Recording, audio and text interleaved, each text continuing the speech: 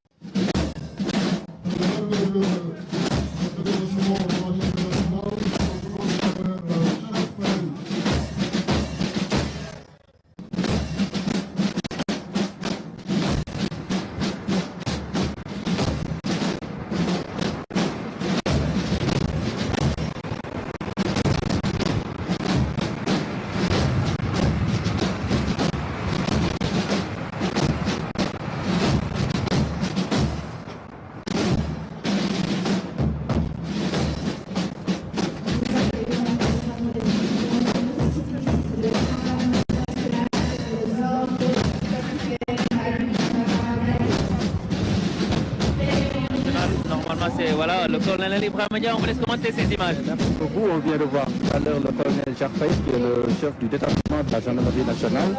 Et là, nous avons le groupement motocycliste qui a créé en 1960. Actuellement, le capitaine Aline Badara Sow moo nekk ci kanam di défilé ak ñoom.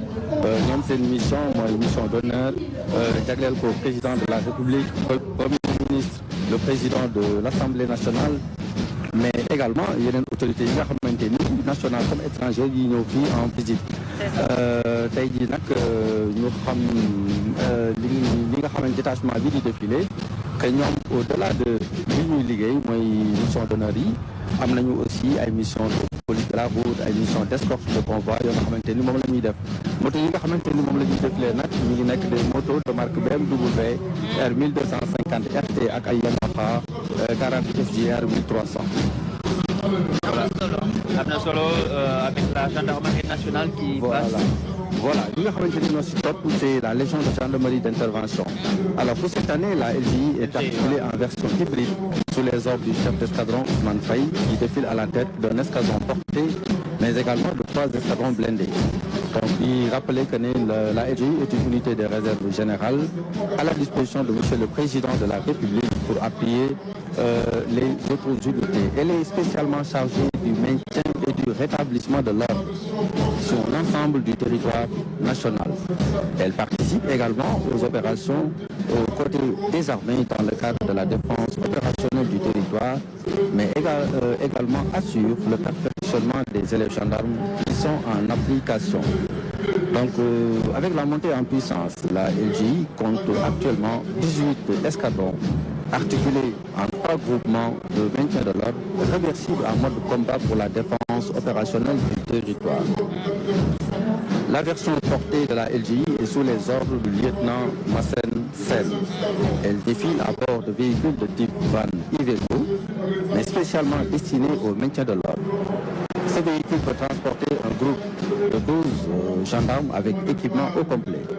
L'unité est équipée de lanceurs de grenades multiples qui permettent de saturer en gaz lacrymogène les zones tenues. Le défilé du détachement blindé de la LGI est composé de 3 escadrons. Nous avons d'abord le 3e escadron blindé qui est sous les ordres du capitaine Ousmane Diouf, qui est équipé d'engins de type Cobra 2 d'une autonomie de 700 km, réversible entre le maintien de l'ordre de haute intensité et les opérations de défense opérationnelle du territoire. Donc oto yooyu dañuy nekk oto yoo nga xamante ni à la fois dañuy mën a participer ci maintien de l'ordre bu amee ay troupes, mais également bu ñu waree défendre le territoire national en guerre, donc ñoom aussi dañ ciy participer. Le 2e escadron moom capitaine Jean-Louis Malou moom moo nekk ci kanam. ñoom type engins yi ñu yore c'est des Milos. Les Milos c'est des engins polyvalents, des 4x4 utilisés dans les opérations militaires et policières, capables de protéger les occupants contre les mines terrestres et les engins explosifs improvisés. oto yooyu boo ci duggee bu fekkente ni mine dafa tàkk daf lay mën a protéger. donc dafay dimbali boo nekkee ci terrain hostile. donc dafay mettre à l'aise un peu les opérateurs yi nga xamante ni ñoom ñoo nekk ci biir di manœuvrer. Enfin, le 1er escadron, mon capitaine Souleymane Diop, mon nekk ci bopp bi ci défilé bi ñu yore ay engins blindés yoo nga xamante ni ñu ngi koy tuddee ay CS VN3 ak des VN 22B de type roue canon. Le blindé CS VN3 est utilisé dans les opérations spéciales, le soutien au combat, la lutte contre le terrorisme, les opérations de maintien de la paix.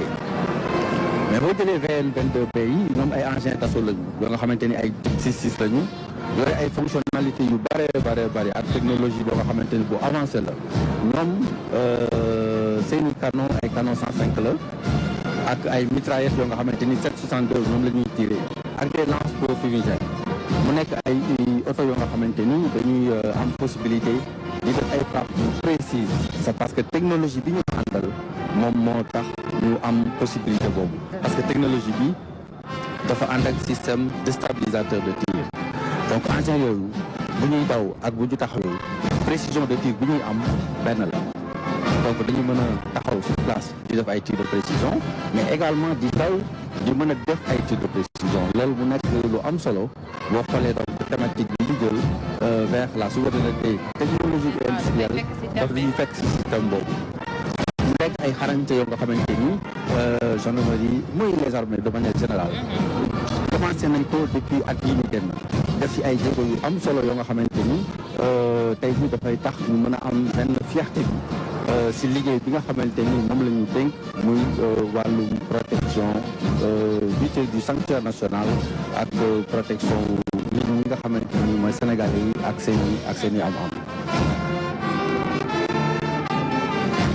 Voilà, merci colonel Ibrahima Ndiaye, le chef de division communication de la gendarmerie nationale. Donc la gendarmerie qui passe toujours avec ses charges de combat. léegi li mooy 105 yi.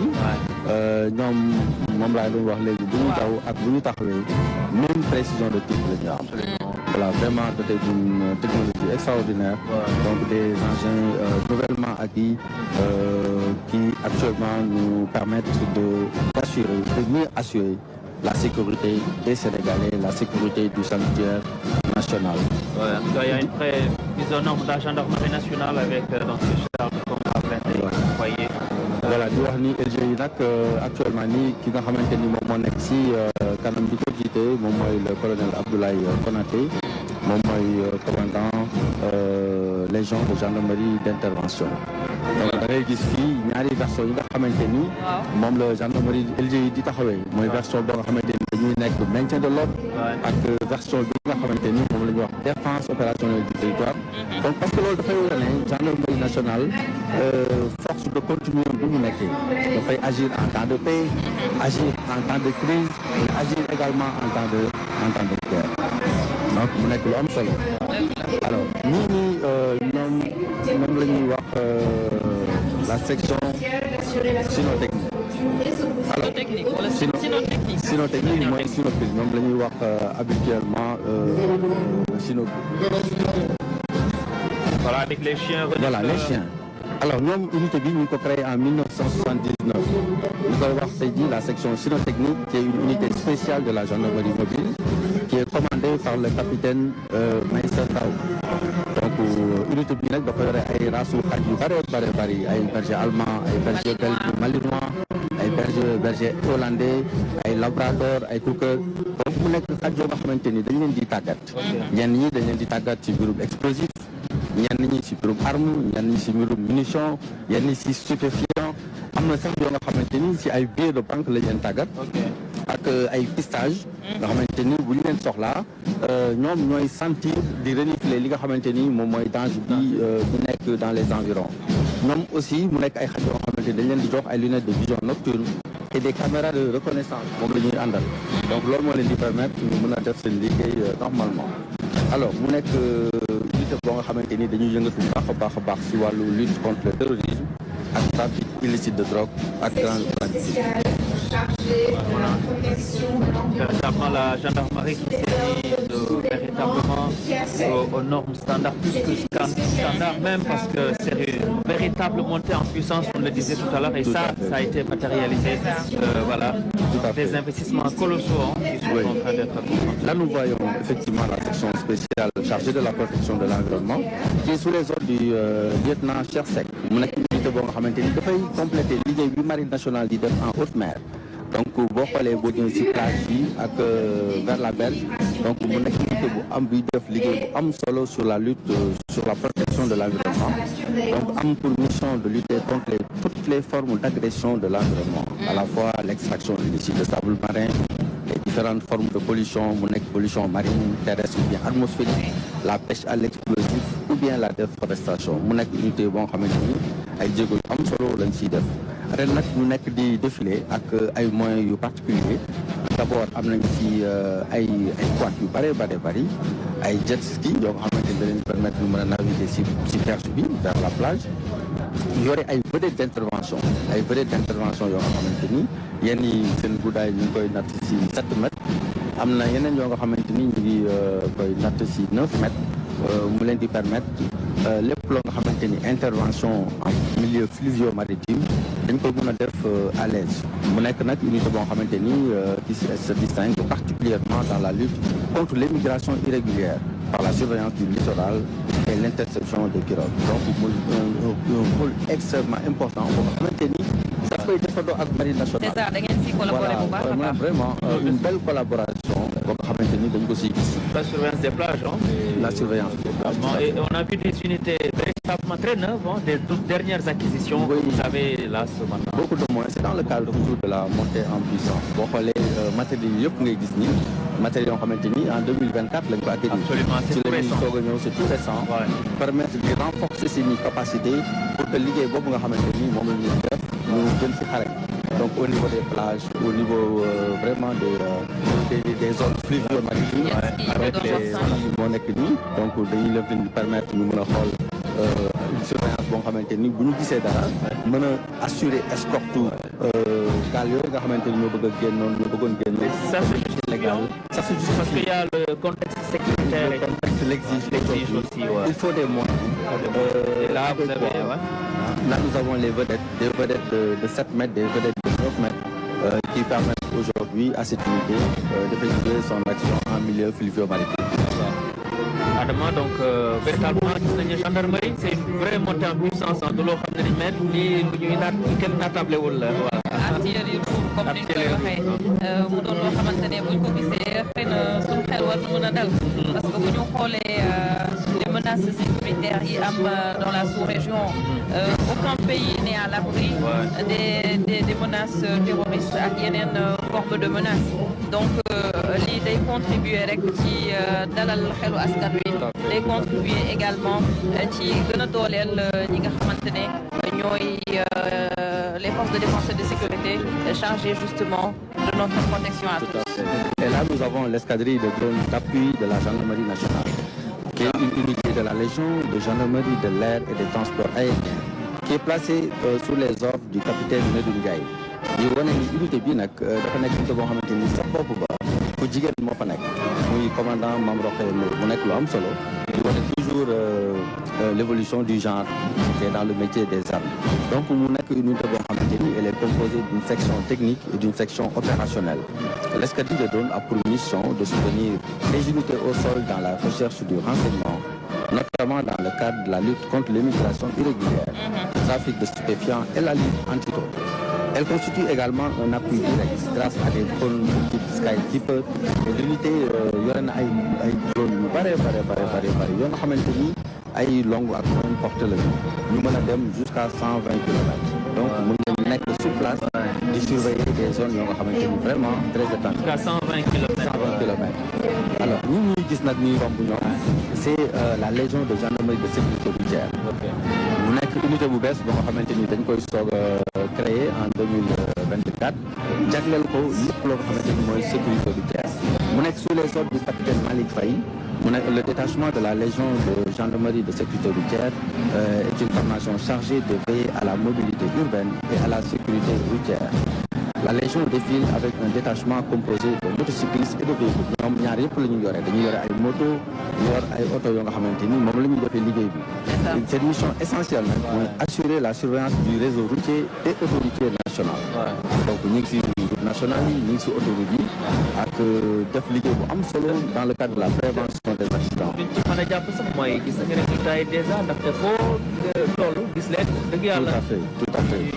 donc ñoo yore la détection la répression des infractions à la sécurité routière yore la fluidité du trafic ils sont un peu partout pour guider un peu aider les populations les usagers de la route mais aussi wàllu sensibilisation. léeg-léeg da ngay dawlu pare sax nga romb leen ñu gis ne. tout à fait mën na la wàññi tuuti parce que li ngay daw bari na mu nekk lu am solo la nga xamante ni daf koy war di bàyyi xel di leen jàppale aussi si liggéey boobu am na ñu ñuy tere parfois ngay gis ñuy daw si bande d'arrêt d'urgence bi loolu mu nekk loo nga xamante ni war nañ si bàyyi xel loolu parce que bu amee danger ñooñu si bande d'arrêt d'urgence yooyu la ñu war di daw alors ñii nag ñu toll si GIGN. waaw waa GIGN ñoom ñooy l'innovation parce que ñii bari wuñu lu ñu leen di gis ñuy défilé parce que ñoom boo xoolee rek mbirum xeex ak vraiment intervention à haut risque si la ñuy nekk. Maintenant, le groupe d'intervention de la gendarmerie est en version motorisée avec 9 véhicules. Tey jii ñoom 9 véhicules la ñu andi mais des véhicules blindés. Et dans cette version assaut, l'unité allie puissance, précision tactique et excellence opérationnelle. En tête, les blindés Vigor, ñoom ñoo nekk ci kanam.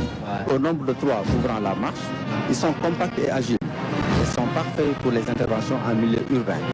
Et derrière, nous avons les blindés Merkava, également conçus pour les assauts. Mais non, ils offrent une protection efficace en terrain hostile. Les opérateurs